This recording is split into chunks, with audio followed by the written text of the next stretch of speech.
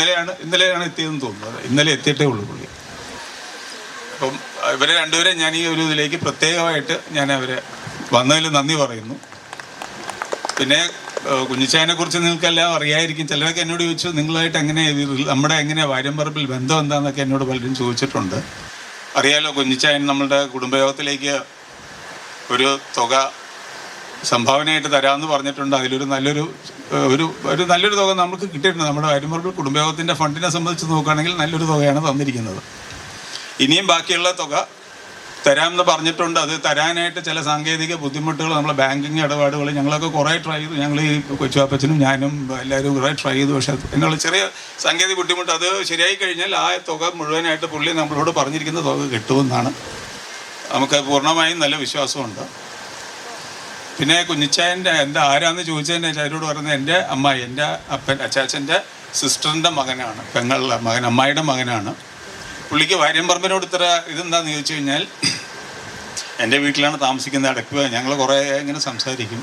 അപ്പോൾ പറഞ്ഞു പുള്ളിയുടെ എൻ്റെ അമ്മായി വളരെ ചെറുപ്പത്തിൽ മരിച്ചുപോയി. പുള്ളിക്ക് വളരെ ചെറുപ്രായമായിരുന്നു മരിച്ചുപോയി. പുള്ളിയുടെ അപ്പൻ വേറെ കല്യാണം കഴിച്ചപ്പോഴത്തേക്ക് എൻ്റെ ഗ്രാൻഡ് ഫാദർ വിയോ വക്കൻ എന്ന് പറയുന്ന ഗ്രാൻഡ് ഫാദർ പോയി പുള്ളിയെ വീട്ടിൽ കൊണ്ടുവന്നു. ഞങ്ങളുടെ കൂടെ എൻ്റെ അച്ചാച്ചനും അവരുടെ ബ്രദേഴ്സിൻ്റെയും കൂടെ അതിലേറ്റവും വലിയ ഫ്രണ്ട് ജോർജാൻ, നമ്മുടെ ജോർജുട്ടി ചിറ്റപ്പൻ്റെ കൂടെ ഒരേ സെയിം പ്രായമാണ് അവർ.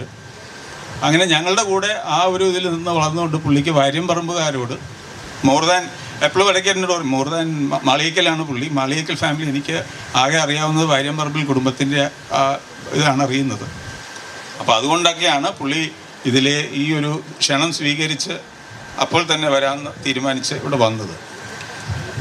പിന്നെ ഉള്ളത് ബാക്കിയുള്ള ഇന്നിവിടെ ഞാനിങ്ങനെ പ്രസംഗമൊന്നും പറയുന്ന ആളൊന്നുമില്ല കേട്ടോ. പക്ഷേ ഇവിടെ നമുക്ക് വന്ന് എന്തും പറയാം, എന്തും ഇത് ചെയ്യാം. അത് നമ്മുടെ ഈ പ്രോഗ്രാം നടത്തുന്നതിന് വേണ്ടി ഞാൻ ഒരുപാട് പേരെ ട്രൈ ചെയ്തു, വിളിച്ചു.